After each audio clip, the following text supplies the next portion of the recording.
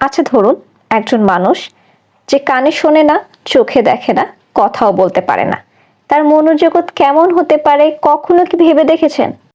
আজকে এমনই একজন ব্যক্তির জীবনী নিয়ে কথা বলবো যিনি নিজের জীবনের গল্প বই আকারে প্রকাশ করেছেন।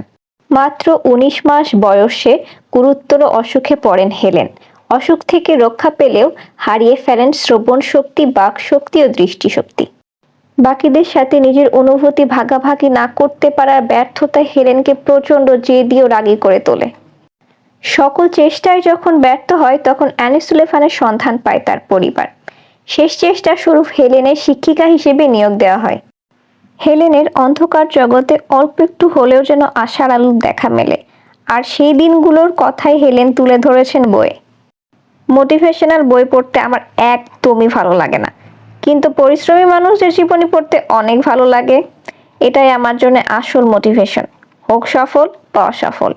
আজ পর্যন্ত যতগুলো জীবনী পড়েছি এই বইটা সেরাদের মধ্যে একটা।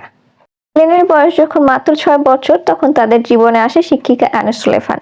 অ্যানির দিকে যে চ্যালেঞ্জ ছুড়ে দেওয়া হয় তা তিনি অত্যন্ত অল্প সময়ে এত দারুণভাবে করেন যে বইটা ছেড়ে উঠতে মন চাইছিল না। এই সময়ের ঘটনাগুলো আমার সবচেয়ে বেশি পছন্দের। অ্যানি সুলেভানের না হারার মানসিকতা, হেলেনের ঘুরে দাঁড়ানোর চেষ্টা ও তার পরিবারের মানুষদের কষ্ট জানার পর যেমন মোটিভেট হয়েছি, আবার কষ্টও লেগেছে। শিক্ষিকা অ্যানির জীবনের গল্পটা মন খারাপ করে দিয়েছে, কিন্তু সমাপ্তিটা খুবই সুন্দর, মানে খুবই সুন্দর। এই তো গেল বইয়ের কাহিনী। এবার বলি হেলেন কেলার কে ছিলেন।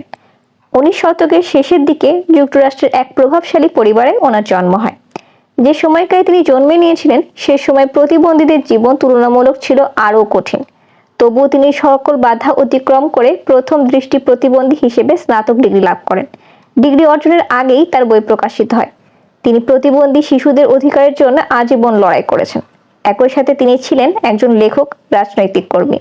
বিভিন্ন জনকল্যাণমূলক কাজও তিনি করেছেন, বিশেষ করে দ্বিতীয় বিশ্বযুদ্ধ সময়কালে যুদ্ধাহতদের জন্য।